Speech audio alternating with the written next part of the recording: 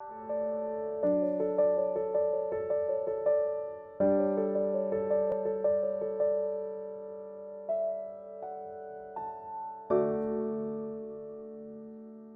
का टॉपिक है preventive cardiology. So preventive cardiology में basically prevention of what, prevention of major cardiovascular diseases. So जो major cardiovascular diseases है, जो आमतौर पे है सबसे ज्यादा, जो आज के समय में जो सबसे ज्यादा परेशानी का सबब बनी हुई है, वो है कॉरोनरी आर्टरी डिजीज। सो उसके जो रिस्क फैक्टर्स हैं, हमें उसको प्रिवेंट करना है। That is what is preventive cardiology. So एक ब्लड प्रेशर और एक डिस्लिपिडेमिया, दो चीजों पे हम लोग ने पिछली बार काफी डिटेल में बात की थी कि कैसे ब्लड प्रेशर को होम पे, क्लिनिक पे जाके कैसे आप डायग्नोस कर सकते हैं, क्या उसके कॉम्प्लिकेशंस होते हैं अगर ब्लड प्रेशर कंट्रोल नहीं होता है, किस प्रकार से आप डाइट के थ्रू या फिजिकल एक्टिविटीज के through, apart from it pharmacological therapy, जो दवाइयों का उसमें रोल है, वो किस प्रकार से वो रोल अदा करती हैं। उसी प्रकार हमने डिस्लिपिडेमिया मतलब ब्लड कोलेस्ट्रॉल से रिलेटेड भी हमने क्या जरूरी आंकड़े हैं, कैसा एलडीएल होना चाहिए, क्या ट्राइग्लिसराइड होना चाहिए, और कैसे वो आपके शरीर में अलग अलग तरीके से परेशानी करता है, कैसे वो अलग अलग वैस्कुलर बेड्स, चाहे वो हार्ट हो, चाहे वो ब्रेन हो, चाहे वो आपकी पेरिफेरल आर्टरीज हो, कैसे उनपे कचरा जमा के परेशानी क्रिएट करता है। तो उस पे हमने पिछली बार डिटेल में बात की थी। जो पार्ट मैं इस बार एक्चुअली कवर करना चाह रहा था, क्योंकि इसके अलावा जो प्रिवेंशन में आता है वो है डायबिटीज का कंट्रोल और टोबैको स्मोकिंग और ये सब। तो बेसिकली जो मेरा आज का फोकस है, मैं आपका ध्यान इस ओर आकर्षित करना चाहता हूं कि कैसे कॉरोनरी आर्टरी डिजीज, जो एक्चुअली हमारा एक सब टॉपिक था पिछली बार का, but that is what we have to prevent right now, कि कॉरोनरी आर्टरी डिजीज। क्योंकि अगर आप सब गौर करेंगे तो आप सभी के रिश्तेदारों में या दोस्तों में या आपके खुद के घर में आज कोई ना कोई आप एक ऐसा मरीज पाएंगे या कोई ना कोई एक ऐसा व्यक्ति पाएंगे जो किसी न किसी हृदय से संबंधित बीमारी से ग्रसित है। और अगर आप सोचेंगे तो आपको पता चलेगा कि कोई लॉन्ग टर्म कोई कार्डियक मेडिकेशन पे है, या किसी की एंजियोप्लास्टी हो रखी है, या किसी का बाईपास हो रखा है। और अगर इतना नहीं तो एटलीस्ट एक हर परिवार में मुझे आज लगता है ऐसा एक ना एक व्यक्ति तो होगा ही जिसकी एटलीस्ट कॉरोनरी एंजियोग्राफी हो चुकी होगी। क्यों क्यों ये है जरूरी जानना? क्योंकि जैसा कि हमने पिछली बार विस्तार में चर्चा की थी कि शुगर, ब्लड प्रेशर और कोलेस्ट्रॉल हमारे समाज में एक बहुत ही बड़ी महामारी की तरह फैला हुआ है। क्यों फैला हुआ है? Due to urbanisation, modernisation. हम लोग सेडेंट्री हो चुके हैं, ज्यादा फिजिकल एक्टिविटी नहीं करते। वैसे भी अभी इस ओलंपिक्स के बाद थोड़ा स्पोर्ट्स को लेके जागरूकता जाग रही है, लेकिन उसके अलावा ज्यादा स्पोर्ट्स को लेके हमारे समाज में इतनी जागरूकता है नहीं। उसके अलावा हमारा डाइट, अब कैसे हम वेस्टर्न कल्चर को, एटलीस्ट हमारे जो समाज के जो अभी नौजवान है, वो कैसे वेस्टर्न कल्चर, वेस्टर्न डाइट को फॉलो करते हैं। फास्ट फूड का जमाना है, इंस्टेंट ग्रेटिफिकेशन का। तो कैसे जो पौष्टिक आहार है वो हमारे डाइट में विलुप्त होता जा रहा है, और किस प्रकार हम मतलब ग्रीजी फूड जो full of cholesterol, full of lipids है, हम कैसे उसका सेवन करने लग रहे हैं, जिसकी वजह से उसके अलावा शुगर और ब्लड प्रेशर तो अब शायद हम विश्व के कैपिटल बन चुके हैं कि इतना है हमारे, क्योंकि हमारे यहाँ पॉपुलेशन भी उतनी है, 1.5 अरब की जनसंख्या। उसमें अगर आप एक नॉर्मल परसेंटेज भी देखेंगे तो इतने सारे लोगों को शुगर, ब्लड प्रेशर निकल आती है। तो ये स्वाभाविक सी बात है कि इस वजह से कॉरोनरी आर्टरी डिजीज तो होना तय है। तो मैंने सोचा कि सबसे पहले हम ये जानने के हृदय का कार्य क्या है, कि हृदय करता क्या है हमारे शरीर में। सो हृदय एक मांसपेशी है, एक मसल है। हार्ट इज अ मसल जो आपके पूरे शरीर में रक्त को पंप करता है। तो रक्त क्या है? रक्त, ब्लड क्यों जरूरी है? तो ब्लड में क्या है, ऑक्सीजन और पोषक तत्व होते हैं जो आपके जिनकी आवश्यकता आपके शरीर को सही कार्य करने के लिए होती है।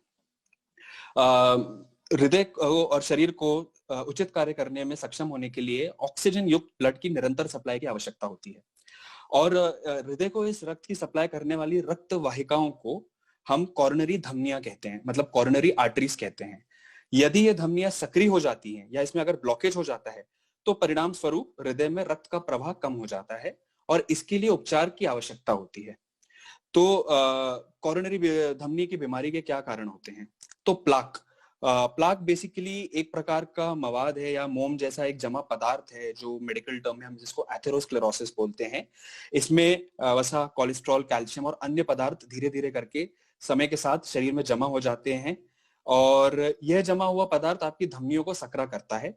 या आपकी धमनियों में जम जाता है, जिससे हृदय में ब्लड और ऑक्सीजन की सप्लाई कम हो जाती है। सोच के देखिए कि अगर आपका जो किचन में जो लगा हुआ एक पानी का पाइप है, नल है, तो कभी कभी आपने देखा होगा कि उसमें कचरा ज्यादा जम जाता है, जिसकी वजह से उसकी धार कम हो जाती है।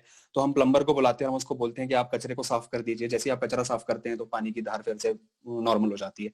कुछ उसी प्रकार का कंसेप्ट हार्ट के साथ भी है कि जो हार्ट को जो नॉर्मल फंक्शनिंग करने में जो ब्लड वेसल, जो धमनियों की आवश्यकता है, उसमें अगर इस प्रकार का मवाद जम जाए तो उसमें ब्लॉकेज हो जाता है, जिसके कारण हृदय को अच्छे रूप से, सुचारू रूप से ऑक्सीजन की सप्लाई और पोषक तत्वों की सप्लाई नहीं हो पाती है, जिसके कारण से जो डिजीज होती है उसको हम कहते हैं कॉरोनरी धमनी की बीमारी, मतलब कॉरोनरी आर्टरी डिजीज। तो उसके बाद हमें ये जानना जरूरी है कि सीएडी के संकेत, जो कॉरोनरी आर्टरी डिजीज है उसके संकेत और उसके उसके लक्षण क्या है। तो सबसे बड़ी बात यह है कि क्योंकि ये कई सालों में होती है, मतलब कभी कभी तो आज के दौर में तो अगर आप देखेंगे, क्योंकि स्मोकिंग और ये सब इतना ज्यादा बढ़ चुका है, और जैसे मैंने आपको बताया कि हमारी लाइफस्टाइल इतनी बदल चुकी है, तो काफी यंग एज में, मतलब 20-30 की एज में भी हम लोग देखते हैं कि लोगों को हार्ट अटैक होता है। जो कॉरोनरी आर्टरी डिजीज का जो मेन डिजीज है हार्ट अटैक होना, तो अगर आप देखोगे तो आजकल कई नौजवानों को भी ये परेशानियां होती हैं। बट मतलब अगर मैं बहुत ही जनरलाइज्ड वे में बोलूं तो ये बीमारी नॉर्मली मेल्स में आफ्टर 50 इयर्स ऑफ एज और फीमेल्स में आफ्टर 60 इयर्स ऑफ एज, 50 और 60 साल के बाद ये आमतौर पे पाई जाती है। क्योंकि ये एथेरोस्क्लेरोसिस का जो प्रोसेस है, ये जो मवाद जमने का प्रोसेस है आपकी रक्त की धमनियों में, ये बहुत ही स्लो प्रोसेस है। मतलब अगर ये काफी समय में प्रोग्रेस होता है, और अगर ये बहुत जल्दी प्रोग्रेस हो जाएगा तो कम एज में भी आपको सिम्टम्स आना शुरू हो जाएंगे। बट इसकी सबसे बड़ी प्रॉब्लम ये होती है कि ये काफी समय में दिखाई देता है, इसलिए प्राय लक्षण गंभीर रुकावट होने और जीवन को खतरा होने तक दिखाई नहीं देते। जब आपका हृदय सामान्य की अपेक्षा अधिक कठिनाई से काम कर रहा होता है तो लक्षण पहले भी दिखाई दे सकते हैं, जैसे फिजिकल एक्सरसाइज के दौरान, कसरत के दौरान, या कोई भी अगर आप आपके नॉर्मल लेवल ऑफ एक्टिविटीज से बढ़ के एक्टिविटी कर रहे हैं। जैसे आप एकदम से, कभी आपने देखा होगा कई लोग पहाड़ों की तरफ जाते हैं, और अगर या फिर काफी ज्यादा सीढ़ियां चढ़ ली, या फिर काफी वजनी सामान उठा लिया, तो नॉर्मली ये किसी फिजिकल एक्सर्जन के बाद दिखाई देते हैं। लेकिन ये लक्षण उस समय भी हो सकते हैं जब आप आराम कर रहे होते हैं। इट ऑल डिपेंड्स कि ब्लॉकेज कितना टाइट है। अगर ब्लॉकेज एकदम क्रिटिकल नहीं है, एकदम एकदम टाइट नहीं है आप वेसल में, तो आप थोड़ा बहुत काम कर लेंगे। लेकिन जब आपकी हार्ट की मतलब जितनी उसकी क्षमता है, अगर उससे बढ़कर अगर आप कुछ काम करेंगे तो आपको इसके लक्षण आएंगे। तो सबसे जरूरी बात है ये जानना कि ये जो कम रक्त प्रवाह और ऑक्सीजन की कमी के जो सामान्य संकेत है, उनमें क्या क्या संकेत शामिल है, मतलब सिम्टम्स क्या होते हैं। तो एक वर्ड आपने कई बार सुना होगा, अंजाइना। अंजाइना क्या होता है? छाती में दर्द होता है। तो अंजाइना बेसिकली, अगर टिपिकली अगर मैं आपको बोलूं कि ये आपको जानना क्यों जरूरी है कि अंजाइना क्या होता है, क्योंकि प्रॉब्लम ये है कि अंजाइना को कई बार लोग कंफ्यूज करते हैं या सेल्फ डायग्नोस करने की कोशिश करते हैं ये सोच के कि शायद एसिडिटी हो रही है, शायद गैस्ट्रिक रिफ्लक्स हो रहा है जिसकी वजह से उनको जलन हो रही है सीने में। तो वो खुद डॉक्टर बन जाते हैं और सेल्फ मेडिकेट करते हैं, जो अल्टीमेटली उनकी प्रॉब्लम बन जाता है। क्योंकि ये एक इतनी बेहद भयंकर कंडीशन है जिसमें अगर आपका नसीब है तो आपको कुछ घंटे मिल जाएंगे, आप अस्पताल जा पाएंगे। ऐसे भी उदाहरण है कि लोगों को साइलेंट इन्फार्क्ट हुआ है कि पता नहीं चला, और कभी आगे जाके डॉक्टर के पास गए और उन्होंने ईसीजी देखा या जो भी इन्वेस्टिगेशन की, इसमें उनको पता चला कि अरे इनको तो पहले कभी हार्ट अटैक हो चुका था। तो ये लोग बेहद किस्मत वाले लोग होते हैं जिनको इस प्रकार का समय मिल जाता है। लेकिन हर कोई इस प्रकार का हर किसी को इस प्रकार का मतलब लाभ नहीं मिलता, क्योंकि अगर बहुत नैरो, अगर बहुत ज्यादा क्रिटिकल ब्लॉकेज है तो with in a few seconds आपके सामने सामने आप इंसान को जाता देख सकते हैं। क्योंकि आपका हार्ट से जो ब्लड सप्लाई हो रहा है, जो अगर आपका हार्ट काम नहीं कर रहा है तो आपके ब्रेन को ब्लड सप्लाई नहीं मिलेगा, आपके शरीर के बाकी अंगों को सप्लाई नहीं मिलेगा। और ब्रेन इतना क्रिटिकल ऑर्गन है कि जिसको कुछ क्षणों के लिए भी अगर ब्लड सप्लाई नहीं मिला, ऑक्सीजन नहीं मिला, तो ब्रेन डेड हो जाता है। और हार्ट के साथ भी यही प्रॉब्लम है कि अगर काफी ज्यादा समय तक अगर हार्ट का सप्लाई ब्लड का रुका हुआ है तो आपको वो काफी बुरी तरह से क्षतिग्रस्त कर सकता है। तो सबसे जरूरी बात है कि अंजाइना क्या होता है, किस प्रकार होता है और कब आपको सोचना है कि ये अंजाइना है। देखिए, जरूरी बात ये है कि आपको ये पता होना इसलिए जरूरी है क्योंकि अगर आप देखेंगे तो इतने बड़े समुदाय में जब हम अपनी जनसंख्या में रहते हैं, तो आप कभी बाहर जाएंगे तो हो सकता है आपको कभी जिंदगी में ऐसा मौका मिले कि आप किसी को इस प्रकार के संकेत के साथ देखें। तो आपको समझना भी जरूरी है कि हाँ, या आपके अपने खुद के घर में कि कोई कभी कभी हमारे घर में बड़े व्यक्ति होते हैं, वो बिल्कुल मानते नहीं है इस बात को कि हाँ हमें ये प्रॉब्लम हो रही है और बोलते नहीं तो एसिडिटी, हम खुद दवाई ले लेंगे। तो इसको बस आप समझ लें अंजाइना क्या। अगर आपने इतनी चीज समझ ली कि अंजाइना क्या होता है, कैसे होता है, तो आप कभी इसको चूकेंगे नहीं और कभी डॉक्टर के पास जाने से मतलब घबराएंगे नहीं। और अगर आप डॉक्टर के पास पहुंच जाते हैं सही समय पे, तो इसका इलाज बहुत सही तरीके से किया जा सकता है। तो अंजाइना बेसिकली, अगर आपको मैं बोलूं कि अंजाइना होता क्या है, तो छाती में दर्द होता है। दर्द कहाँ होता है? तो ये जो हमारा जो छाती है, ये दो हिस्सों के बीच में जो हड्डी है जिसको हम स्टर्नम बोलते हैं, अधिकांश लोगों को, अधिकांश 70 से 80% लोगों को दर्द यहाँ इसके बीच में होता है। दर्द जब होता है, अगर आप उस व्यक्ति से पूछेंगे कि ये दर्द किस प्रकार का है, तो इसके विभिन्न प्रकार कैरेक्टर्स इसके बहुत सारे हैं। अलग अलग व्यक्ति अलग अलग तरीके से बोल सकते हैं। कॉमनली लोग ये बोलते हैं, आप अगर किसी को पूछेंगे तो ऐसा मुट्ठी बनाएंगे और छाती के बीच में रखेंगे, जिसको हम हमारी भाषा में लेवाइन साइन बोलते हैं। वो बोलेंगे कि हाँ ऐसा लग रहा है डॉक्टर साहब कि किसी ने कोई भार रखा हुआ है, कोई पत्थर रखा हुआ है। तो अपना हैवीनेस, प्रेशर, चोकिंग कि कोई चोक कर रहा है, यहाँ पे मुश्किल हो रही है ऐसे छाती फुलाने में, या बर्निंग, बर्निंग सेंसेशन भी बहुत कॉमन होता है। तो ये सब सेंसेशन, और कभी कभी तो फ्रैंक पेन, अब वो बोलेगा कि सर हमको भयानक दर्द हो रहा है। तो ये उसके कुछ संकेत है कि अगर इस प्रकार से कोई व्यक्ति छाती के बीच में बोल रहा है, तो ये जरूर अंजाइना होने की संभावना है। दूसरी जरूरी बात, ये दर्द ना केवल छाती के बीच में, बल्कि ये हड्डी के थोड़ा नीचे, जिसको हम एपिगैस्ट्रियम बोलते हैं, ये भी होता है। यहाँ पर भी दर्द हो सकता है। दोनों कंधों पे जा सकता है या किसी एक कंधे पे जा सकता है, हाथ के अंदरूनी भाग में जा सकता है, आपके गले पे, आपके जबड़े पे, आपके दांत पे, ठीक है, यहाँ कहीं भी जा सकता है। नाभि के नीचे कभी दर्द नहीं होता। ये क्यों जरूरी है? क्योंकि अधिकांश लोगों में जो जिनको डायबिटीज होता है, या जो महिलाएं होती हैं, जो बुजुर्ग होते हैं, ज्यादा उम्र के 70-80 साल के लोग होते हैं, उनमें जरूरी नहीं है कि इस प्रकार का टिपिकली इस छाती के बीच में अगर जो पेन हो रहा है वैसा हो। इनको कुछ भी हो सकता है। इनको हो सकता है सिर्फ कंधे में दर्द दे रहा है, इनको हो सकता है सिर्फ पीठ में दर्द दे रहा है, सिर्फ जबड़े में दर्द दे रहा है, ठीक है, और उसके साथ नोजिया, वॉमिटिंग, इनडाइजेशन, ये सब भी सिम्टम हो सकते हैं। तो जब आप इस प्रकार की किसी से, कोई आपको बोलता है कि मुझे यहाँ कंधे पे दर्द दे रहा है, ठीक है, तो आपको ये नहीं सोचना है ये तो मांसपेशी का कोई दर्द है, या यहाँ पर अगर दर्द हो रहा है ये तो एसिडिटी का दर्द है, तो चलो हम खुद डॉक्टर बन जाएं। तो उसके लिए सबसे जरूरी बात क्या है कि ये जो दर्द होता है, ये स्टार्टिंग में जब ये स्टार्ट होती है बीमारी, क्योंकि ब्लॉकेजेस धीरे धीरे क्रिएट होते हैं, तो स्टार्टिंग में ये कुछ एक्सर्शन करने पे होगा ये दर्द। आदमी जब कुछ काम करना शुरू करेगा जो नॉर्मली नहीं करता है, सीढ़ी चढ़ना शुरू करेगा, तेज गति से चलना शुरू करेगा, तो उसको एकदम से दर्द होगा। स्टेबल अंजाइना जो होता है, ये दर्द 2 से 5 मिनट के लिए रहता है, ठीक, और रुकने पे ये दर्द ठीक हो जाता है। तो जो दर्द चलने पे ज्यादा हो रहा है, रुकने पे ठीक हो रहा है, छाती के बीच में हो रहा है, या कई कई लोग सॉर्बिट्रेट की गोली खाते हैं, अगर इससे ठीक हो रहा है, तो ये निश्चित तौर पे अंजाइना का दर्द है। अगर कोई दर्द रुकने पे कम नहीं हो रहा है, या सॉर्बिट्रेट की गोली से कम नहीं हो रहा है, तो डॉक्टर ये सोचते हैं कि शायद ये अंजाइना नहीं है, तो फिर हमको शायद और इवेल्युएट करना पड़ेगा। तो ये तो रही एक बात जो टिपिकल होता है। जब ये सिनोसिस धीरे धीरे प्रोग्रेस होता है, तो जरूरी नहीं है कि काम करने पे बैठे बैठे भी लोगों को अंजाइना हो सकता है, जिसको हम हमारी भाषा में अनस्टेबल अंजाइना बोलते हैं। तो एक है स्टेबल अंजाइना, कि जो थोड़ा बहुत काम कर रहे हैं वो काम आप कर पा रहे हैं, लेकिन जैसे ही क्षमता से अधिक काम करना शुरू किया तो दर्द बढ़ गया, यह है स्टेबल अंजाइना। दूसरा है अनस्टेबल अंजाइना। इसमें क्या होता है कि रेस्ट करने पे भी आपको छाती में, सीने में दर्द हो सकता है। और जो तीसरा है, जो सबसे भयानक भयंकर है, जिसको हम हमारी भाषा में बोलते हैं मायोकार्डियल इंफार्क्शन। आप सुनते होंगे minor heart attack, major heart attack आ गया।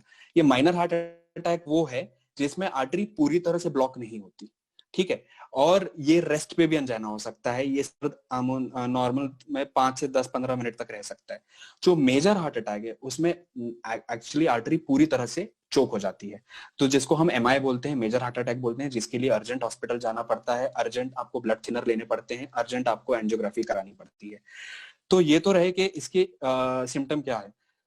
तो एग्रोवेट नॉर्मली क्या होता है कि ये क्योंकि हार्ट को ब्लड सप्लाई ज्यादा जब लगती है तब ये इसके सिम्टम्स बढ़ते हैं, तो इसीलिए एक्सर्शन करने पे, ठंडी जगह जाने पे, ज्यादा खाना खाने के बाद, इमोशनल जैसे स्ट्रेस है या एंजाइटी है, इसके बाद ये दर्द हो सकता है, इस प्रकार का हार्ट अटैक आपको आ सकता है। तो आपको ये चीजों का ख्याल रखना जरूरी है।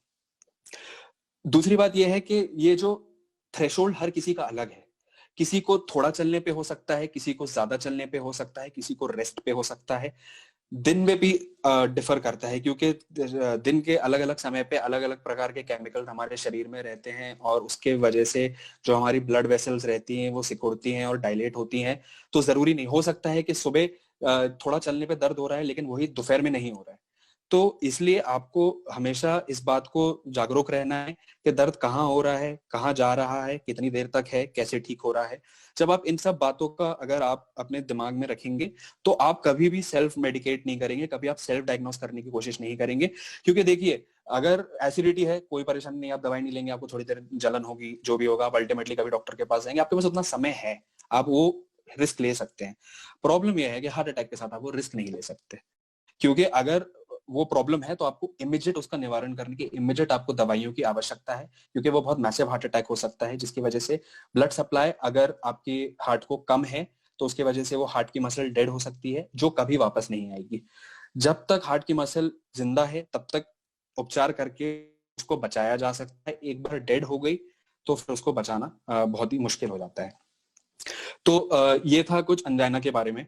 तो उसके बाद बेसिकली अगर मैं आपको एक छोटा 3 क्लिप दिखाना चाहता हूँ, जो देख के शायद आपको इसके बारे में तो मैं अपनी स्क्रीन शेयर कर रहा हूँ आपको सिर्फ ये। तो अगर आप ये देखेंगे तो ये एक ब्लड वेसल है जो आपकी, ये उसका चित्र है। और ये जो अगर आप पीला पार्ट देख रहे हैं, जो एक क्रिसेंट सा, एक चांद का जैसे पीला सा पार्ट है जो लेफ्ट साइड स्क्रीन पे दिख रहा है, वो अगर आप देखेंगे तो वो देखिए, जब कोलेस्ट्रॉल जमता है तो ये धीरे धीरे करके बढ़ता जाता है। तो ये देखिए किस प्रकार से बढ़ गया है। तो दवाई के थ्रू हमें इसी को कम करने की जरूरत है।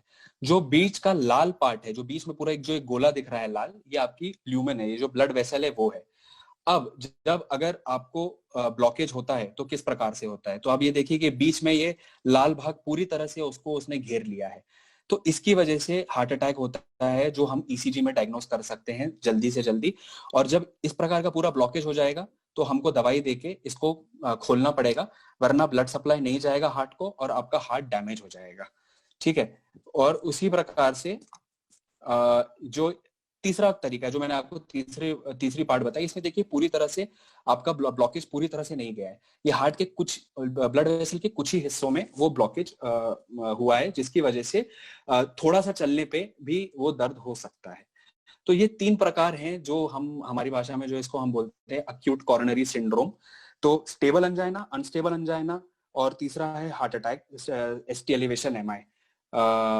तो ये 3 प्रकार से ये चीज आपके शरीर में हो सकती है। तो अब अगर जब ये किसी को इस प्रकार से अंजाइना हो रहा है तो हमें क्या कराना जरूरी है। तो दूसरा भाग था ये तो सब आप समझ गए कि अंजाइना होता है। उसके अलावा दूसरी चीज ये जरूरी है कि और भी सिम्टम्स होते हैं जो आपके इसके अलावा जो आपको और दूसरे सिम्टम्स हार्ट के क्या हो सकते हैं। तो 4 कार्डिनल सिम्टम्स बोलते हैं हार्ट के। एक हो गया अंजाइना, इस पे हमने विस्तार से बात कर ली। दूसरा होता है शॉर्टनेस ऑफ ब्रेथ, दम लगना, कि जरूरी नहीं हर किसी को चलने पे सीने में दर्द भी हो। ये भी हो सकता है कि किसी को थोड़ा सा भी चलने पे श्वास फूलना शुरू हो जाए। तो दर्द होना, सांस फूलना, धड़कन होना, कि आप बोलेंगे, कई लोग बोलते हैं कि मुझे हम डॉक्टर साहब हमें धड़कन हो रही है बहुत तेज, तो एक धड़कन होना ये भी हार्ट का सिम्टम है। और चौथा जरूरत से ज्यादा थकान होना।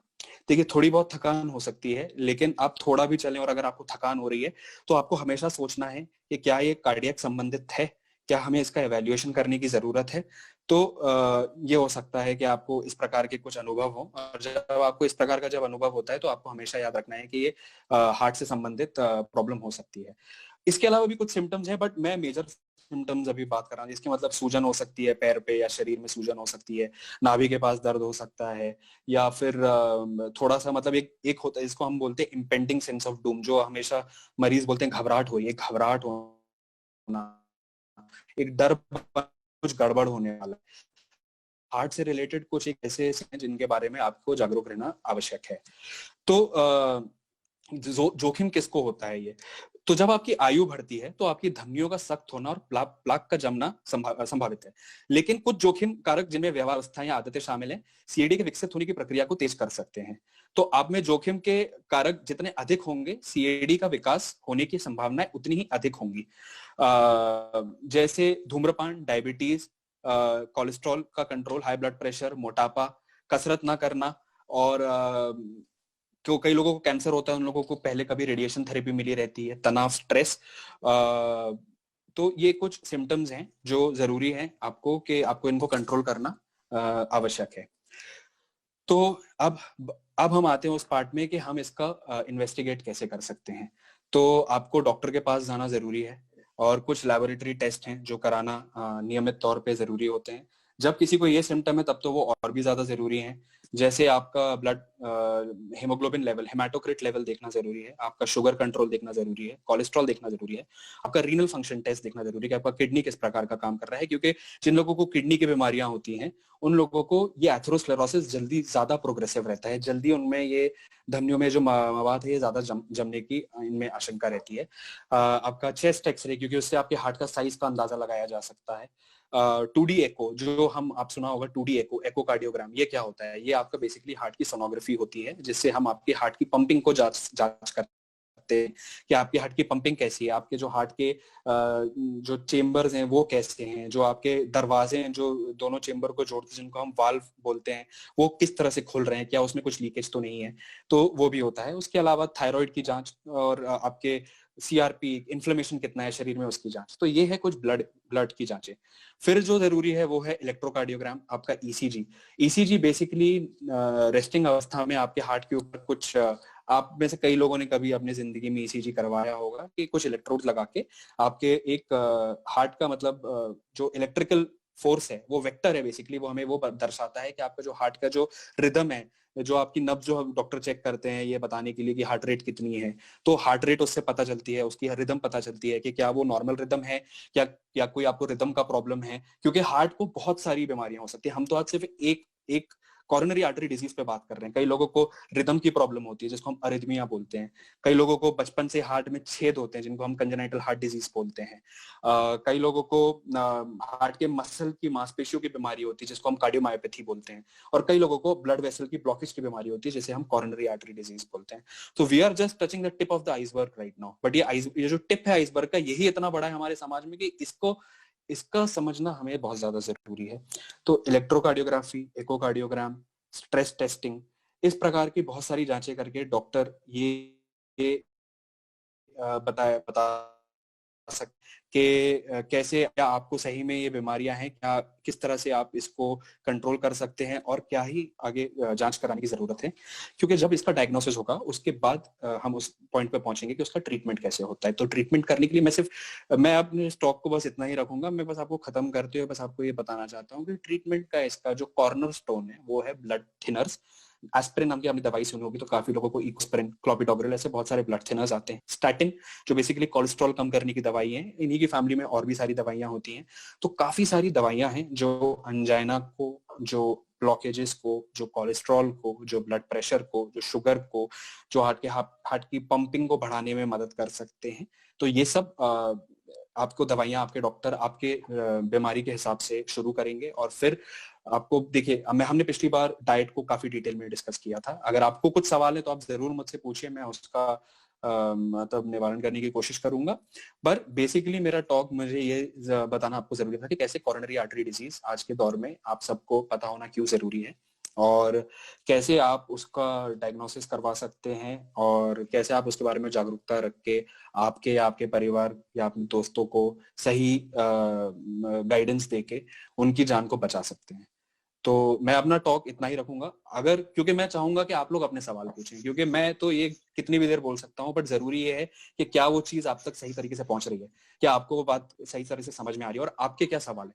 तो मैं चाहूंगा कि आप अपने सवाल बताएं और हमें उसको जवाब देने की कोशिश करूंगा। धन्यवाद। निधि, मेरे ख्याल से डॉक्टर साहब ने बिल्कुल सही बोला और इंटरेक्टिवली लोगों को थोड़ा सेटिस्फेक्शन भी होगा। इसमें से थोड़ी सी चीजें डॉक्टर साहब ने कवर कर दी ऑलरेडी अपने टॉक में कि सिम्टम्स बिफोर अटैक और उसको कैसे आइडेंटिफाई करें, वो उन्होंने बता दिया कि एंजाइना और इसका पेन कहाँ होता है, कैसे होता है। तो ये क्वेश्चन छोड़ के इन्होंने रश्मि पाठक ने पूछा था ये, तो मेरे ख्याल से कि उनको मिल गया होगा इसका रिप्लाई डॉक्टर साहब के टॉक में। निधि, आप अगला क्वेश्चन डॉक्टर साहब से पूछें जो आए हमारे पास। तो सर हमारा सबसे जो पहला प्रश्न है सर कि हृदय रोग क्या है, what are the heart dysfunction and its symptoms sir, whether it is same as heart failure sir. जो सिम्टम्स हैं तो मैंने आपको जैसे बताया कि 4-5 मुख्य सिम्टम आपको याद रखने हैं। अंजाइना, छाती में दर्द, सीने में दर्द बेसिकली।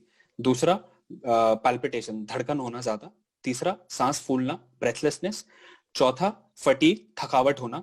पांचवा सूजन होना, शरीर में कहीं भी सूजन होना। छठवा घबराहट होना, इम्पेंडिंग सेंस ऑफ डूम। तो ये 5-6 मेन सिम्टम है, जिसमें पहले जो 4 थे वो कार्डिनल सिम्टम्स हैं।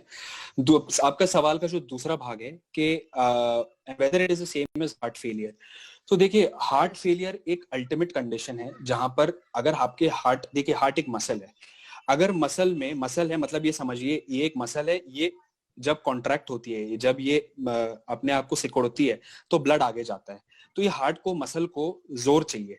जब ये मसल में डैमेज हो जाएगा, जैसे मैं ज्यादा नहीं, मैं सिर्फ कॉरोनरी आर्टरी डिजीज की बात करता हूँ। मान लीजिए कोई ब्लड सप्लाई हार्ट का, जो हम बोल रहे थे कि ब्लॉकेज हो जाता है, ब्लॉकेज हो गया तो हार्ट की मसल डैमेज होगी, तो ये पूरी तरह से अच्छे से कॉन्ट्रैक्ट नहीं हो पाएगी, सिकुड़ नहीं पाएगी, जिसके वजह से हार्ट की पंपिंग कम हो जाएगी, जो आपकी इकोकार्डियोग्राफी में इजेक्शन थ्रू डायग्नोस किया जा सकता है। तो उससे जो संबंधित प्रॉब्लम होती है, जब आपके हार्ट की डिमांड बढ़ जाती है और जब आपका हार्ट उस डिमांड को पूरा नहीं कर पाता, मान लीजिए आपके शरीर को एक्स अमाउंट ऑफ ऑक्सीजन की जरूरत है और आपका हार्ट उतना ऑक्सीजन नहीं दे पा रहा है, तो वो हार्ट फेल हो जाता है। मतलब हार्ट फेलियर मतलब heart has failed to provide adequate oxygenation. तो हार्ट फेलियर अल्टीमेटली कोई भी कार्डियक कंडीशन का अल्टीमेट यही होगा कि वो हार्ट फेलियर में चला जाएगा। एक प्रकार से हाँ, वो बात सेम ही है कि ये कोई भी हार्ट की बीमारी से हार्ट फेलियर हो सकता है, और उसके लक्षण हार्ट फेलियर का सबसे कॉमन ये रहता है कि सांस फूलना, चेस्ट पेन नहीं, सांस फूलना। जिन लोगों को दम लगने की होती है कि थोड़ा भी चले और ज्यादा दम लग रहा है, बैठे बैठे भी दम लग रहा है, तो उन लोगों को थकावट ज्यादा हो रही है, उन लोगों में आपको ये ज्यादा सोचने की जरूरत है कि क्या ये इनको हार्ट फेल हो रहा है, तो फिर उसके लिए ब्लड टेस्ट और इकोकार्डियोग्राफी और ईसीजी करने की आवश्यकता है। जी जी सर। सर एक प्रश्न और है सर कि कॉम्प्लिकेशन क्या है सर हार्ट डायफंक्शन के, and how to prevent and treat sir.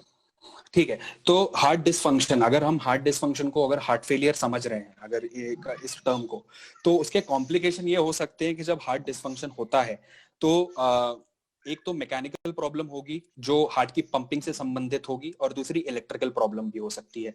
Mechanical problem क्या हो सकती है, जब अगर आपका हार्ट एडिक्वेटली पंप नहीं कर पा रहा है ब्लड, तो आपके शरीर को ब्लड नहीं मिलेगा। जब आपके शरीर को ब्लड नहीं मिलेगा तो आपके बाकी के अंग कैसे काम करेंगे। जैसे आपकी किडनी में अगर आउटपुट कम हो जाएगा तो आपकी किडनी फेल होना शुरू हो जाएगी, आपके लिवर में प्रॉब्लम आ जाएगी, आपके ब्रेन में प्रॉब्लम आ जाएगी। तो ये अल्टीमेट कंडीशन है, बट बेसिक कहना ये है कि कार्डियक आउटपुट कम हो जाएगा तो दम लगने की, थोड़ा भी काम करने की क्षमता कम हो जाएगी, पेशेंट को बार बार अस्पताल में भर्ती होना पड़ेगा, उनके फेफड़ों में पानी जमना शुरू हो जाएगा, तो उसके लिए आपको दवाइयां देनी पड़ेंगी। तो एक तो ये मैकेनिकल प्रॉब्लम, वाल्व के लीकेजेस हो सकते हैं। दूसरा है इलेक्ट्रिकल प्रॉब्लम, जब भी हार्ट के किसी भी भाग को चोट पहुंचती है, क्षतिग्रस्त होता है, तो उसकी वजह से जो आपकी जो कंडक्शन है, जो रिदम है हार्ट का, वो डिस्टर्बेंस हो सकता है। तो उसके चलते बहुत सारी कंडक्शन अबनॉर्मेबिलिटीज आ सकती हैं, जिसकी वजह से जानलेवा हार्ट रेट तेज हो सकता है या हार्ट रेट कम हो सकता है, जिसके लिए लोग पेसमेकर या आईसीडी जैसे डिवाइसेस लगवाना पड़ता है जिन लोगों को। तो ये था कि कॉम्प्लिकेशन क्या है हार्ट डिसफंक्शन के। दूसरा भाग था इस सवाल का कि प्रिवेंशन क्या है। तो प्रिवेंशन में आपको रिस्क फैक्टर्स को प्रिवेंट करना है। तो जैसे मैंने अपने टॉक में आपको बताया कि रिस्क फैक्टर क्या है, sugar, blood pressure, cholesterol, smoking, वजन, मोटापा, एंजाइटी, स्ट्रेस, डिप्रेशन, तो इन सब का आपको कंट्रोल करना अनिवार्य है। आखिरी भाग ये है ट्रीटमेंट। तो ट्रीटमेंट आप डॉक्टर पे छोड़िए, उसका ट्रीटमेंट एक बार आपके हाथ में, रिस्क फैक्टर को कंट्रोल करना है, ट्रीटमेंट डॉक्टर के हाथ में है, आपकी बीमारी के हिसाब से क्या आपको पानी निकालने की दवाई देनी है, क्या आपको ब्लड थिनर देना है, क्या आपको हार्ट की पंपिंग बढ़ाने की दवाई देनी है, या क्या आपको आपके रिदम से संबंधित दवाई देनी है, क्या आपको कोई डिवाइस डलवाना जरूरी है, पेसमेकर, आईसीडी, सीआरटी नामक, तो ये डॉक्टर तय करेंगे आपकी बीमारी के उपयुक्त। ठीक है, तो ये हो गया आपके सवाल का जवाब। जी सर। सर एक प्रश्न हमारे सामने आया सर, कल्याण मरकाम जी ने पूछा है कि ये जो हृदय रोग के प्रारंभिक लक्षण क्या है और हमारे जो खान पान है उसमें क्या हमको सावधानी रखनी चाहिए सर, एंड कौन सा ऐसा व्यायाम है या योग है जो हम करके इसको थोड़ा सा रिड्यूस कर सकते हैं सर? हाँ, तो ठीक है, तो बेसिकली जो प्रारंभिक लक्षण है, तो लक्षण जैसे मैंने आपको वैसे ही बताया कि शुरुआत में लक्षण ये हो सकते हैं कि थोड़ा बहुत काम करने पे आपको सीने में दर्द हो सकता है, दम लग सकता है, तो लक्षण का तो वो हो गया पार्ट। दूसरा भाग ये है कि डाइट। तो डाइट जैसे हमने पिछली बार डिस्कस किया था कि DASH diet against topic for to stop hypertension, तो ब्लड प्रेशर के कंट्रोल करने के लिए शुगर की कमी। तो देखिए, मैं आपको एक बेसिक चीज बताऊंगा कि आपको सफेद चीजें, सफेद ऑयल होता है, सफेद शक्कर होती है, सफेद नमक होता है, इन तीन चीजों का सेवन आप जितना कंट्रोल में करेंगे उतना आपके लिए बेहतर होगा। शुगर से डायबिटीज होती है, सॉल्ट से ब्लड प्रेशर होता है, तेल से चर्बी बढ़ती है। ये तीन चीजें आपने कम कर ली तो 3 रिस्क फैक्टर आपके कंट्रोल हो गए। फिर आता है क्या, आपको पल्सेस बहुत लेने हैं, लेग्यूम्स बहुत लेने हैं, चना बहुत ज्यादा खाएं क्योंकि इसमें प्रोटीन होता है, तो प्रोटीन कंटेंट बेटर है। फिर सब्जियां, जो रॉ फ्रूट्स होते हैं, रॉ वेजिटेबल्स होते हैं, ये जरूरी है। एग जरूरी है, कुछ अमाउंट ऑफ डेयरी। ठीक है, तो आपको डाइट बहुत ही मतलब आपको नियंत्रण में अच्छा भोजन करना है, ज्यादा अधिक नहीं खाना है, खाना बहुत चबा के खाना है, एटलीस्ट 15 से 16 बार खाने को चबाएं फिर ही आप उसको निकले, ताकि वो पाचन प्रक्रिया आपकी बेहतर हो। खाने के समय को नियंत्रित रखना है कि आप किस समय सुबह खाते हैं, किस समय रात में खाते हैं। खाने के बाद थोड़ा सा वॉक करें, थोड़ा व्यायाम थोड़ा बहुत लाइट वॉक कर सकते हैं, सीधा खाना खाने के बाद सोए ना। तो ये सब जो मतलब एक काफी जनरल लोगों को जो सब डॉक्टर्स बोलते हैं, वही मैं आपको बताना चाहूंगा। जहां तक जो तीसरा भाग था सवाल का कि क्या फिजिकल एक्सर्शन कर सकते हैं, किसी भी प्रकार का फिजिकल एक्सर्शन अच्छा है। रिकमेंडेशन ये है कि 150 मिनट हफ्ते में आपको moderate level of aerobic exercise करनी है। एरोबिक का मतलब ये रहता है कि कोई भी व्यायाम जो आपके हार्ट की गति को बढ़ाता है और आपको मतलब आपकी सांस भी थोड़ी फूलती है, उसको हम एरोबिक एक्सरसाइज बोलते हैं। तो कोई भी व्यायाम, आप चाहे साइकिलिंग कर ले, जॉगिंग कर ले, रनिंग कर ले, स्विमिंग कर ले, कोई स्पोर्ट्स खेल ले, योगा कर ले, 150 मिनट हफ्ता सीधा सीधा बांटे, हफ्ते में 2 दिन छुट्टी लें, 5 दिन करें, 30 मिनट दिन का अगर आप करेंगे 150 मिनट हो जाएगा। आप अगर उतना कर लेंगे, आपने काम बढ़िया है। योगा से अच्छी कोई बात नहीं, क्योंकि योगा में 2 फायदे होते हैं। एक तो आपकी मानसिक जो आप तनावग्रस्त जीवन जीते हैं, तो योगा से, मेडिटेशन से आपका तनाव कम होगा, तो एक रिस्क फैक्टर कम हो जाएगा। दूसरा, उसकी फिजिकल एक्टिविटी की वजह से आपकी जो चर्बी कम होगी, वो दूसरा फायदा है। तो इस प्रकार आप योगा को जरूर अपने जीवन में सम्मिलित करें, इससे आपको जरूर फायदा होगा। सर एक प्रश्न आया, वो मुझे भी थोड़ा सा डाउट है उसमें। सुनीता जैन जी ने पूछा है कि सर कई बार ऐसा देखा गया कि बीपी नॉर्मल है बट पल्स रेट सर थोड़ा सा हमारा ज्यादा हो जाता है, तो क्या इसके कारण भी हार्ट अटैक आ सकते हैं सर? बीपी नॉर्मल है पर पल्स रेट बढ़ जाता है। हाँ देखिए, पल्स रेट बढ़ने के बहुत सारे कारण होते हैं। तो जैसे मैंने आपको बताया था कि हार्ट के इलेक्ट्रिकल सप्लाई का भी प्रॉब्लम हो सकता है, जिसकी वजह से आपका पल्स रेट बढ़ रहा है। बट हाँ, अगर मैं आपके सवाल का सीधा सीधा जवाब दूं तो ये होना पॉसिबल है कि ब्लड प्रेशर नॉर्मल है लेकिन हार्ट रेट बढ़ रहा है। क्योंकि देखिए, समझने की बात यह है कि हार्ट अटैक क्यों हो रहा है। हार्ट अटैक तब हो रहा है जब आपके हार्ट को उसकी क्षमता से अधिक कार्य करना पड़ रहा है। अगर आपको मान लीजिए किसी को ऑक्सीजन देना है अगर हार्ट को, तो हार्ट रेट कैसे, वो ऑक्सीजन कैसे दे सकता है, या तो अपना हार्ट रेट बढ़ा के, या अपना जितना वो वॉल्यूम दे रहा है उसको बढ़ा के। अब हार्ट अटैक में प्रॉब्लम ये हो रही है हार्ट के साथ, क्योंकि मसल की प्रॉब्लम हो रही है, तो वो वॉल्यूम तो नहीं दे पा रहा है। तो उसके बाद सिर्फ दूसरा रास्ता है कि वो ज्यादा धड़कना शुरू कर दे। जब वो ज्यादा धड़केगा तभी थोड़ा बहुत वो ब्लड आगे दे पाएगा, वरना आगे के ऑर्गन को ब्लड नहीं मिल पाएगा। तो ये होना पूरी तरह संभव है। दूसरी बात तो ये है कि कभी कभी जब जिन लोगों को क्रिटिकल हार्ट अटैक होता है, उनका तो ब्लड प्रेशर एकदम 90 के नीचे चला जाता है, जिनको हम हमारी भाषा में कार्डियोजेनिक शॉक बोलते हैं। ये तो सबसे ज्यादा क्रिटिकल स्टेट है कि हार्ट रेट चल रही है 100-150 के पास, लेकिन ब्लड प्रेशर 80-90 के नीचे है, ठंडा पड़ा हुआ है व्यक्ति। तो ये पूरी तरह संभव है कि ब्लड प्रेशर नॉर्मल है लेकिन हार्ट रेट ज्यादा है। पर ये समझना जरूरी है कि अगर कभी भी हार्ट रेट ज्यादा है तो आप ये ना समझे कि वो हार्ट अटैक ही है, उसके साथ लक्षण होना बहुत जरूरी। देखिए, हार्ट अटैक को डायग्नोस करने के लिए 3 में से 2 चीजें होना बहुत आवश्यक है। पहला, सिम्टम, ये सिम्टम है कि नहीं। दूसरा ब्लड टेस्ट, ब्लड में हम कुछ टेस्ट करते हैं जब हार्ट की मसल डैमेज होती है तो कुछ पदार्थ हमारे शरीर में निकलते हैं जिसको हम ट्रोपोनिन, सीकेएमबी ये बोलते हैं, जो अस्पताल में जाके ही आप प्रमाणित कर सकते हैं। और जो तीसरा है वो ईसीजी। जब इन 3 चीजों में से 2 चीजें अगर यस हैं तो ही आप बोलेंगे कि हार्ट अटैक है। तो सिर्फ हार्ट रेट बढ़ा होना इस बात का प्रमाण नहीं है कि किसी को हार्ट अटैक आ रहा है, पर आपका सवाल ये था कि ब्लड प्रेशर नॉर्मल रहते हुए और अगर हार्ट रेट बढ़ा है तो क्या वो हो सकता है? तो जी, वो बिल्कुल हो सकता है। निधि, एक क्वेश्चन था इनका धर्मेंद्र भट्ट जी का, मेरे ख्याल से डॉक्टर साहब ने प्रीवियस रिप्लाई दे दिया कि ये किस एज, 1 सेकंड, एक एज स्पेसिफिक किस उम्र के लोगों को ज्यादा पाया जाता है, तो उन्होंने बता दिया कि एक सर्टेन एज के बाद आपको हर साल हर उसमें आपको इंटरवल में आपको अपना एक मेडिकल चेकअप या ब्लड टेस्ट वगैरह कराना है। नेक्स्ट क्वेश्चन मैं निधि से बोलूंगा, दिलीप तिवारी जी का तो बहुत बेसिक क्वेश्चन है ये जी। हाई बीपी और लो बीपी के क्या कारण है और क्या इसको बिल्कुल ठीक किया जा सकता विदाउट मेडिसिन्स? तो जैसे कि हाई ब्लड प्रेशर है वो हम 2 भागों में उसको बांटते हैं। एक है एसेंशियल हाइपरटेंशन जिसको हम प्राइमरी हाइपरटेंशन बोलते हैं, उसका कोई कॉज नहीं है, हमें नहीं पता कि उसका क्या कारण है, क्योंकि वो एज के रिलेटेड या आपके जेनेटिकली या इडियोपैथिक है, वो बेसिकली हमें उसका कारण नहीं पता, जो अधिकांश लोगों में पाया जाता है। वो दवाई के बिना ट्रीट नहीं हो सकता, मतलब उसके लिए आप फिजिकल एक्टिविटी और डाइट से जितना कंट्रोल कर पाए इनिशियली, अगर उससे कंट्रोल हो गया वेल एंड गुड, या अगर आपकी नमक की सेवन की मात्रा ज्यादा है शरीर में या आपके चर्बी ज्यादा है, आपने वो कम कर ली, नमक कम कर लिया, जितना 5-10 मिलीमीटर मर्क्यूरी उससे कम होगा, लेकिन उसके बाद अधिकांश लोगों को दवाई के बिना वो चीज नहीं ठीक हो सकती। जो दूसरा टाइप का हाइपरटेंशन होता है जिसको हम बोलते हैं सेकेंडरी हाइपरटेंशन, उसके कुछ कॉजेज हैं। वो कॉजेज मतलब मैं अगर आपको मेडिकल टर्म में बोलूंगा तो आपके लिए थोड़ा सोचना मुझे, हाइपर एल्डोस्टेरोनिज्म है, कोआक्टेशन ऑफ एओर्टा है, तो ऐसे बहुत सारे सेकेंडरी कॉजेज होते हैं हाइपरटेंशन के जिनका इलाज होना संभव मतलब पॉसिबल है। कि अगर जैसे कोआक्टेशन ऑफ एओर्टा है, वो आपकी जो शरीर की सबसे बड़ी जो नस है एओर्टा, उसमें एक जगह पे टाइटनेस आ जाती है, उसमें अगर आपने स्टेंट डाल दिया, उसको खोल दिया, तो उसकी वजह से वो ब्लड प्रेशर की प्रॉब्लम जा सकती है। कई कई लोगों को एक ट्यूमर ग्लैंड बन जाता है एड्रिनल्स के ऊपर जिसको हम फियोक्रोमोसाइटोमा बोलते हैं, अगर उसका सर्जिकली एक्सरसाइज कर दिया, उसका ऑपरेशन कर दिया तो ठीक है, लेकिन ये बहुत रेयर है, ये हार्डली 5% लोगों में पाई जाती है। 95% लोगों में जिनको ब्लड प्रेशर की बीमारी है उनको प्राइमरी हाइपरटेंशन है, तो उनका दवाइयों के बिना उनका इलाज संभव नहीं है। तो हाई ब्लड प्रेशर के कारण क्या है, एक एज रिलेटेड है, प्राइमरी हाइपरटेंशन कुछ भी हो सकता है, दूसरा सेकेंडरी हाइपरटेंशन की कुछ 8-10 कॉजेज हैं जिसकी वजह से ब्लड प्रेशर हाई हो सकता है, स्ट्रेस हो सकता है, हार्ट अटैक के समय, एओर्टा डिसेक्शन के समय, स्ट्रोक के समय, तो ये सब कॉजेज है हाई ब्लड प्रेशर के। लो ब्लड प्रेशर के कॉजेज क्या है, डिहाइड्रेशन हो सकता है आपके शरीर में, कभी कभी किसी लोगों को वेसोवेगल होता है उसकी वजह से हो सकता है, हार्ट अटैक में भी ब्लड प्रेशर लो हो सकता है जिसको हम कार्डियोजेनिक शॉक बोलते हैं, शरीर में ज्यादा इन्फेक्शन होने की वजह से ब्लड प्रेशर कम हो जाता है जिसको हम सेप्टिक शॉक बोलते हैं, शरीर में ब्लड कम होने की वजह से जिसको हम हाइपोवोलेमिक शॉक बोलते हैं। तो ये सब कुछ कारण है लो ब्लड प्रेशर और हाई ब्लड प्रेशर, बट ये बहुत मेडिकल टर्म्स हैं, I don't think so you need to go into that.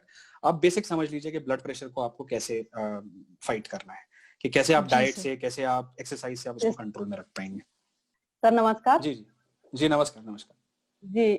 मेरे हस्बैंड को अभी 1 महीने पहले हार्ट अटैक हुआ था। ओके तो सर उनको स्टंट डला है। जी जी जी। और साथ में वो अस्थमा पेशेंट भी है। जी जी जी। तो सर दोनों चीजें होने पर क्या सावधानी रखना चाहिए? हाँ देखिए, दोनों चीजें रखने पे उनको तो कोई सावधानी नहीं रखनी है, सावधानी जो रखनी है वो डॉक्टर को रखेंगे क्योंकि एक दो प्रकार की दवाइयां हैं जो कॉन्ट्राइंडिकेटेड होती हैं, जो हम एस्थमेटिक पेशेंट्स को नहीं दे सकते हैं। तो बहुत बार जब जिनको हार्ट अटैक होता है तो एक बहुत कॉमन ड्रग है, बीटा ब्लॉकर नाम का आता है, मेटाप्रोलोल, प्रोप्रेनोलॉल, सोटालॉल, ये नाम से आते हैं। तो ये नॉर्मली हम किसी भी हार्ट अटैक के पेशेंट को जरूर शुरू करते हैं, बट क्योंकि आप जैसे बता रहे हैं, आपने आपके भी जो ट्रीटिंग डॉक्टर है उनको ये बात बताई होगी, तो आई एम श्योर उन्होंने वो दवाई उनको शुरू नहीं की होगी।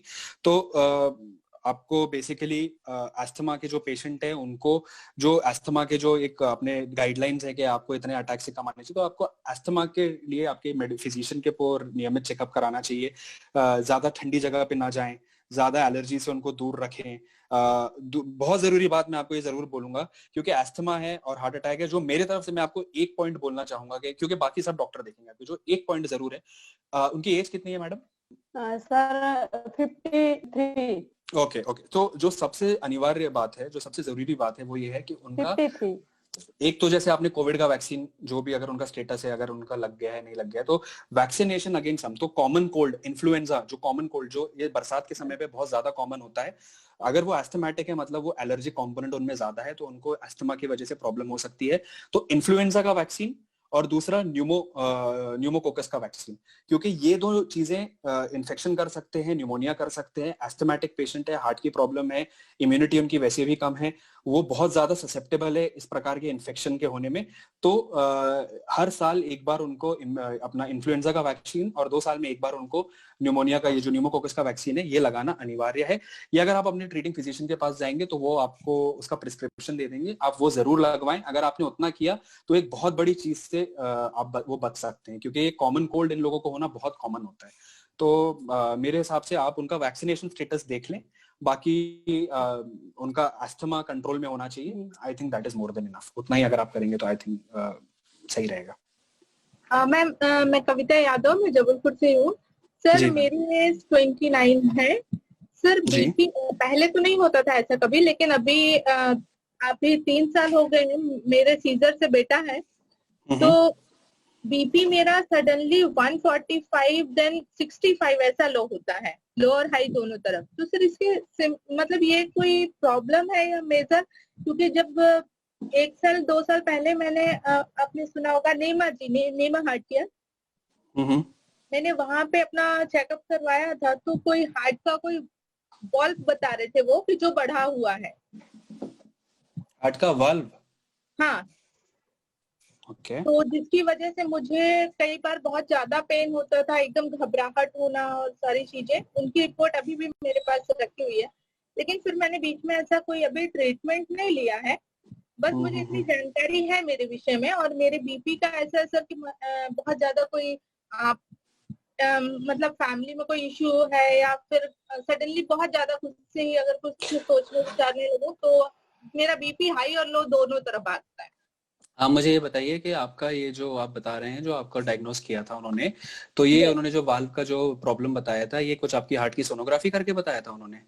हाँ सर, सोनोग्राफी करके बताई थी उन्होंने। और उस समय क्या आपके प्रेगनेंसी के आसपास की बात है कि बाद की बात है कि पहले की बात है? सर प्रेगनेंसी के 1 साल बाद मैंने करवाया था। देखिए मैडम, अगर आपको वाल्व से रिलेटेड संबंधित उन्होंने कुछ भी बताया है तो आप उसको कितना समय हो गया? 2 साल हो गए आपको? यस सर, 2 साल हो गए मुझे। जी, तो अब आपको सबसे पहले तो जाके वो वाल्व से तो आपको सिम्टम क्या होता है? आप बोलते हैं आपको घबराहट होती है, कभी कभी घबराहट होती है। जैसे कई बार भी परसों के दिन मुझे हो रहा था कि हम सो रहे हैं और दिमाग जाग रहा है मेरा, हर चीज मुझे सुनाई दे रही है, नींद बिल्कुल नहीं आ रही, धड़कन महसूस हो रही है, धड़कन एकदम ऐसे लग रहा है कि पूरा बेड हिल रहा है वो चीज। देखिए मैडम, आप मेरी बात मानिए, आप पहले जाके कल अपने किसी भी कार्डियोलॉजिस्ट के पास जाके एक बार इकोकार्डियोग्राफी करवाइए, क्योंकि वो वाल्व जो आप बोल रहे हैं बढ़ना, वो वाल्व का कुछ प्रॉब्लम लग रहा है ऐसा जैसा आप बता रहे हो और आपको सिम्टम भी हो रहे हैं, तो मेरी आपको यही राय रहेगी कि आप इकोकार्डियोग्राफी कराइए, वाल्व की सोनोग्राफी कराइए। आपके डॉक्टर फिर आपको वहां पर आपको सही सलाह देंगे, क्योंकि अगर कुछ वाल्व से रिलेटेड प्रॉब्लम है और 2 साल में अगर हमने उसकी जांच नहीं कराई है तो वो बढ़ भी सकती है, ठीक भी हो सकती है, तो वो हमें पता करना जरूरी है। क्योंकि जब तक हमें सही बीमारी नहीं पता होगी तब तक हम इसके बारे में, क्योंकि वो ब्लड प्रेशर जो भी आप फ्लक्चुएशन बोल रही हैं वो वाल्व के संबंधित भी हो सकता है। तो क्या वाल्व की प्रॉब्लम थी, कोई वाल्व नैरो हुआ है, कोई वाल्व में लीकेज हुई है, वो इको करने पे ही पता चलेगा। तो आप बात मानिए मेरी, आप जाके सबसे पहले वो काम कराइए, आपको आपके सारे सवालों के जवाब मिल जाएंगे। डॉक्टर साहब नमस्कार। नमस्कार सर। काफी मैंने खुद एक्सपीरियंस किया है कि ये अक्सर छाती के बीच में पेन होता है जी सर। और तब ये कंफ्यूजन होता है ऑलवेज कि ये गैसेस की वजह से हो रहा है या कि कोई हार्ट की प्रॉब्लम हो रही है, because we can't be running to the doctor or the clinic every time we have this problem. I completely understand your problem, sir. Is there any reliable method to distinguish between the two? Yes sir. So first of all, can you just elaborate a little bit, like what kind of pain do you have and how does it start? Does it start at rest or when you exert? नहीं, ऐसा तो नहीं doctor साहब, वो ऐसे ही शुरू हो जाता है। अक्सर देखा है जब गैसेस ब्लोटिंग होती है तभी ये होता है। जी। नहीं, तो आप उस पेन को लोकलाइज कर सकते हैं, आप बता सकते हैं कि किसी एक पर्टिकुलर एरिया में है? मेरे से वो बिटवीन द नेवल एंड थोड़ा सा और ऊपर वो उस जगह। और कैसा एक दो उंगली से बता सकते हैं कि वो पूरी तरफ हर जगह फैलता है, ऐसा लगता है आपको? नहीं, हर जगह तो नहीं फैलता नुकसान। हाँ, तो देखिए सर, मैंने जैसे आपको बताया कि अंजाइना जो है वो बेसिकली कुछ काम करने पे बढ़ेगा, रेस्ट में बहुत जिनका क्रिटिकल स्टेनोसिस और आपको काफी समय से हो रहा है तो वो होने की आशंका कम है। तो अगर ज्यादा एक्सर्शन करने पे पेन हो रहा है या और एक्सर्ट करने के बाद अगर आप बैठ जा रहे हैं और अगर वो पेन रिलीव हो जा रहा है तो वो अंजाइना की तरफ ज्यादा जाता है। आपका पेन जैसा आप बता रहे हैं कि थोड़ा बर्निंग सेंसेशन और नाभि और उसके ऊपर होता है, आपको थोड़ा सा एपिगैस्ट्रियम के थोड़ा नीचे होता है, थोड़ा एटिपिकल लोकेशन है। आपकी एज क्या है सर? मैं 75 के आसपास हूँ। जी सर, तो आप कहाँ रहते हैं भोपाल सर? में रहता हूँ। तो आपका ईसीजी एकोकार्डियोग्राम कभी हुआ है? हाँ, ईसीजी भी हुआ है और स्ट्रेस टेस्ट भी हुआ है, तो सब तो। अच्छा, तो उसमें कुछ कब हुआ था सर आखिरी बार? स्ट्रेस करीब 2 साल या 3 साल पहले हुआ था, कोविड के पहले ही हुआ था डॉक्टर। नॉर्मल था सर? हाँ, उस समय तो ठीक था, मतलब अपने एज के हिसाब से ठीक था। जी सर, तो मोर और लेस अगर स्ट्रेस टेस्ट नॉर्मल था, ईसीजी था, तो 70% चांस है कि देयर इज नथिंग और आपका प्रॉब्ली ये जो पेन है ये कुछ गैस्ट्रिक इशू की वजह से है। सो आई थिंक अगर आप एडिक्वेट किसी गैस्ट्रोएंटरोलॉजी या किसी फिजिशियन से मिलकर अगर आप कुछ एक पैंटोप्राजोल या जैसे जो भी प्रोटॉन पंप इनहिबिटर्स जो एसिडिटी की दवाइयां आती हैं, आज तो लिक्विड्स भी आते हैं, और आपके डाइट को अगर आप थोड़ा चेंज करेंगे तो शायद आप इससे राहत पा सकेंगे। सुनने में नहीं लगता है। और दूसरे आप जैसे बता रहे हैं कि आपका स्ट्रेस टेस्ट भी हो चुका है और ईसीजी भी हो चुका है और उसमें भी कुछ नहीं आया 3 साल पहले, तो एक बार आप रिपीट करा सकते हैं ईसीजी अपना देखने के लिए और एको रिपीट करा सकते हैं। आपको अगर अल्टीमेटली आप ये जानना चाहते हैं कि आपको एंजियोग्राफी नहीं करानी और आप ये बोल रहे हैं कि डॉक्टर साहब मुझे जानना है कि कुछ है कि नहीं हार्ट का, तो आजकल एक सीटी स्कैन होता है हार्ट का, सीटी कोरोनरी एंजियोग्राफी, बट उसकी कीमत 8-10 हजार रुपए की है, तो कीमत एक फैक्टर होता है। इसलिए आपकी सुनने में आपका वैसा लगता नहीं है, लेकिन जरूर मैं आपको बोलूंगा 2-3 साल हो चुके हैं, एक बार फिर आपके नजदीकी डॉक्टर से मिलें, एक बार उनको आपका ब्लड प्रेशर, हार्ट रेट, आपका ईसीजी और आपका इकोकार्डियोग्राम जरूर करवा लें, ताकि हम इस बात से पूरी तरह निश्चिंत हो जाएं कि हार्ट की कोई बीमारी। लेकिन सुनने में आपका हार्ट का वो सिम्टम हार्ट का नहीं सीटी स्कैन मेरा हो चुका है, हुआ था वही करीब 3 साल पहले, और उसमें थोड़ी सीटी कोरोनरी एंजियोग्राफी। हाँ जी बोलिए। उसमें थोड़ी सी, अकॉर्डिंग टू माय फिजिशियन, थोड़ी सी नैरोइंग थी आर्टरी की, तो उन्होंने सजेस्ट किया था कि stent would be that option. पर मैंने एक एक्सपर्ट को दिखाया, 2 एक्सपर्ट दिखाया, एक यहाँ और एक दिल्ली में, तो उन्होंने कहा कि कुछ नहीं है, आपको बिल्कुल भूल जाइए इस चीज को। तो बस आप भूल जाइए सर, लग भी नहीं रहा है आपका, आप भूल ही जाइए उसे। नहीं, मतलब वो उसमें निकला था स्कैन में थोड़ा सा। जी सर, देखिए आप 75 हैं, थोड़ा बहुत ब्लॉकेज 10-20-30% हो सकता है। जी। ठीक है ना, तो वो एग्जैक्ट रिपोर्ट क्या थी वो नहीं पता, लेकिन आपने 2 स्पेशलिस्ट को दिखाया और अगर उन्होंने, देखिए कोई डॉक्टर अगर देखेगा, आप किसी को दिखा रहे हैं और अगर उनको लगेगा कि आपको एंजियोग्राफी, एंजियोप्लास्टी की आवश्यकता है, वो एक क्षण का भी वेट नहीं करेंगे आपको बोलने के लिए पहले कि आप करा लें। क्योंकि 2 लोगों ने आपको, एक नहीं 2 ने बोला है, इसका मतलब सीधा सीधा ये है, जो मेरी समझ है ये कहती है कि शायद उस रिपोर्ट में बहुत ज्यादा क्रिटिकल स्टेनोसिस नहीं था, और एक बार ईसीजी एको करा लें सर, आपकी नॉर्मल लाइफस्टाइल आप मेंटेन कर रहे हैं। Thank you. एसिडिटी का आपको कुछ ना कुछ करना पड़ेगा, वो आप जरूर करवाने किसी से दिखवा के। Thank can you hear me? तो मुझे कोविड हुआ था अक्टूबर में लास्ट ईयर, और अभी मेरे नीज, मेरा बैक पेन बहुत ज्यादा, और पैर कभी कभी ऐसा लगता है चलते चलते जैसे लचक खा रहा है, जैसे मैं गिर जाऊंगी, वो सपोर्ट नहीं ले कर पा रहा है, और लेग्स में भी दर्द है, नीज में भी है, बैक में भी है, और काफी मतलब मोटी भी हो गई हूँ मैं, तो ये सब तो ये काफी कॉमन चीजें हैं जो मैडम कोविड के बाद होता है। बेसिकली कई बार महिलाओं को पोस्ट वायरल आर्थराइटिस होता है, रिएक्टिव आर्थराइटिस बोलते हैं उसको, जिसके वजह से शरीर के काफी जोड़ों में इस प्रकार की सूजन होने से, जिसकी वजह से हम इसका आइटिस मतलब इन्फ्लेमेशन हो सकता है जोड़ों का। ये पोस्ट वायरल काफी कॉमन होता है, हो सकता है वही आपको हुआ हो जिसकी वजह से आपको ये दर्द हो रहा हो। आपको इसके लिए आई थिंक हॉट और कोल्ड वाटर फॉर्मेंटेशन और बेसिकली कुछ pain killers, but pain killers भी बिल्कुल safe pain killers, not nephrotoxic, जो आपकी किडनी को डैमेज ना करें, मतलब आप अपने मर्जी से डाइक्लोफेनाक ये सब दवाइयां ना खाएं। आपको अगर कोई सेफ पेन किलर खानी है तो आप पैरासिटामोल की गोली ले सकती हैं, और साथ में अगर आपका पेन बहुत ही ज्यादा डेबिलिटिंग है, आपको लगता है कि पेन असहनीय है, तो आप अपने ऑर्थोपेडिशियन को दिखा के, और क्या, क्योंकि और भी काफी हायर पेन किलर्स हैं जो दे सकते हैं, एक बार आपका क्रिएटिनिन टेस्ट करके वो जरूर आपको बता सकते हैं। बट मैडम ये काफी कॉमन चीज है, तो मतलब कोई अनयूजुअल बात नहीं है, ये काफी कॉमन हाथ होता और है लोगों फिंगर्स को। में नहीं है, हाँ, तो ये बाकी के शरीर के बड़े नी जोड़ों में में ज्यादा बहुत ज्यादा होता है है। और बैक में है। जी मैम, तो ये क्या बड़े जॉइंट्स को ज्यादा इफेक्ट करता है, अच्छा, हाथ और ये ओके, छोटे जॉइंट्स को उतना नहीं करता है। तो अच्छा बेसिकली अच्छा, और ये कुछ समय में धीरे धीरे ठीक भी हो जाता है, लेकिन अगर पेन 10 में से आप बोलेंगे कि 7-8 नंबर दे रही है पेन को, तो जरूर डॉक्टर को दिखाएं, क्योंकि कुछ इमेजिंग करके वो देखना चाहेंगे कि डैमेज ज्यादा तो नहीं हुआ है उस जॉइंट को। अच्छा चाहे वो अच्छा, एक्सरे ओके करें चाहे वो सीटी करें, वो उनकी उनकी स्पेशलिटी है madam. Okay okay, thank but you more so और लेस मुझे लगता है कि समय के साथ ये ठीक हो जाएगा। अच्छा अच्छा, ठीक है, थैंक यू सो मच। जी मैडम, वेलकम मैडम। हेलो, नमस्कार डॉक्टर साहब। Good evening sir. डॉक्टर साहब, मेरे ना कुछ समय से एक तो मेरा वजन बढ़ रहा है, दूसरा मुझे मेरी सांस फूलती है जब मैं ज्यादा चलता हूँ, या जैसे स्टेयर केस जैसे जीने चढ़ते हैं, तो ऑफिस में मैं अवॉइड करता हूँ जीने चढ़ना, क्योंकि मेरी सांस फूलती है, इसलिए मैं लिफ्ट से जाता हूँ, जो कि गलत है। और आपकी बात आज जो ध्यान से सुनी तो पता लगा कि ये कुछ और भी हो सकता है। बिल्कुल सर। और मेरे करीब 2 साल पहले मेरा वो HDL LDL वाला टेस्ट हुआ था, तो उसमें जो बैड कोलेस्ट्रॉल है वो ज्यादा आया था। मेरे को ऐसा तो ध्यान नहीं है, मैं दोबारा करवा लूंगा अगर जरूरत होगी तो। ये कब से हो रही है आपको तकलीफ सर? ये पिछले 2 महीने से हो रही है। और बढ़ती जा रही है क्या? पहले थोड़ा मतलब एक माला चढ़ने पे और अब थोड़ा भी चढ़ने पे ऐसा नहीं, बढ़ता है? जब भी मैं मतलब एग्जर्ट करता हूँ तभी मेरा सांस फूलने लगता है। और ठीक कैसे होता है सर? जब मैं बैठ जाता हूँ। सर आप मतलब कल कौन सा डे है? कल तो आपका संडे है, गाजियाबाद दिल्ली के पास। तो सबसे पहले तो आप मंडे तक एकदम आराम करें घर पे, ज्यादा हाँ हेवी काम ना करें। और मंडे को सुबह सबसे पहले जाके सर आप पूरा कार्डियक एवेल्युएशन कराएं।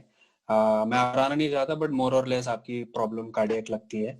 शायद आपको मेडिकेशन की और फर्दर चेकअप की और कुछ इंटरवेंशन की जरूरत लग सकती है, बिकॉज आप जो ऐसे डिस्क्राइब कर रहे हैं it sound like a typical cardiac symptom. So घबराएं ना, इसका हाँ इलाज हो सकता है।